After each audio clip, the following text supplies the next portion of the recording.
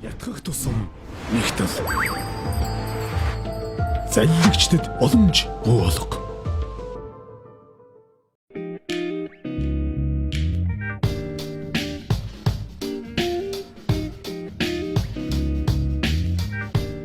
Олон жил уулзаагүй найзтайгаа ингэж нэг таарах гэж мундаг бизнесмен болсон сурагтай.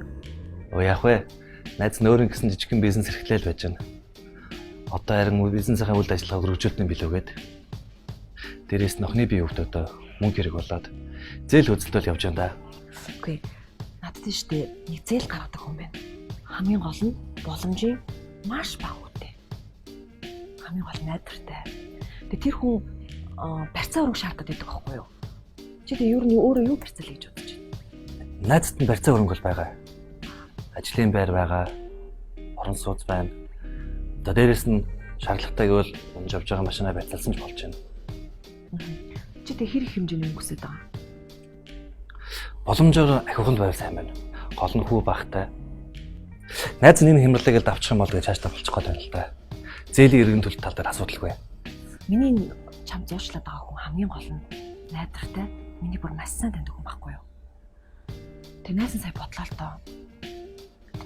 Хэрвээ чи татгалзахгүй бол найз нь чиний барьцаалах гээд байгаа хөрөнгөний чинь өөрийнхөө нэр дээр шижүүлээд тэг яг нь өөрөө авах гэж байгаа юм шиг зээлээ гаргуулах юм бол нэгдүгээрт яг найдвартай гарна, хоёрдугаар зээл авах хэмжээ ч ихсэх байхгүй юу? Найз нь яг чамд ингэж л тусал. Чи тэгээд зээлээ найдвартай төлөх юм байгаа зү. Намайг арай эвгүй байдалд оруулахгүй зү. За яалаа гэжтэй найз гайгүй ч тэхөө. Гэхдээ энэ хөрөнгө чинь найзынхан насаараа цуглуулсан хөрөнгө штэ. За чи харин нас итгэхгүй юм шүү зү. Чамд итгэлгүй яах вэ? Цаад хүнд чинь. Үгүй. Тэр хүн бүр 100% найдвартай. Чи бүр ямар санаа зовлох юм байхгүй заа юу. Хамгийн гол нь би өөрөө баталтай. Болж гин үү? За мөн найздаа баярлалаа. Чи л таарлаж миний амь авах гэсэн юм байна л да.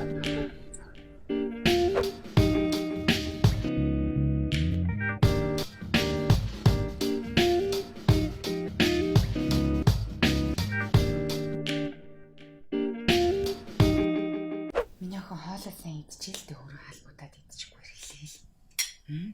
Тэр. Хараа, хоолой идэрэ. Please call again later. Аав. Яасан миний хөө? Хоолой идэрэ. За.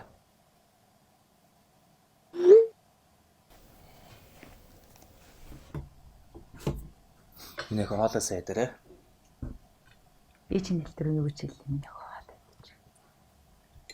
Харин ингээд нөгөө сондрын зээл юу болж байна?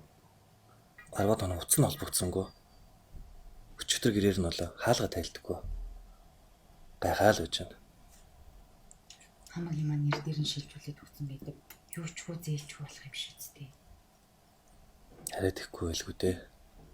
Бид хоёр чинь хар багын л найзууд юм байгаа шүү дээ. Одоо ч тэгээд хамаатай садан хар багын найз гэлтгүүгээр зээлдэг болсон гинлээ шүү дээ. Ер нь цагдаагийн байгууллагаар нэг шалгуулад үзүүлээс.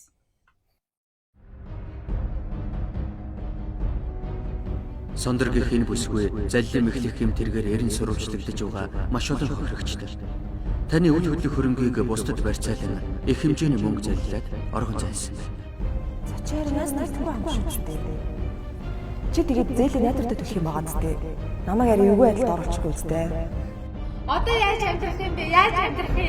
Сайн найз чинь гэдээсэн. Хамаг хөрөнгөний чинь зарчаа явсан байж. Дугартаа чи тулгаа. Би ч гэсэн юм боломж яаж мэдэх юм бэ? Надад ч гэсэн хэцүү л байж тээ. Одоо хүүхдээ эмчилгээний төлбөр ирээдүйд гуруула байр савч авах уу, мөнгө ч авах уу, яаж амьдрах юм бэ? Ятгах тусам нэгтэл залилэгчдэд боломж бий болго.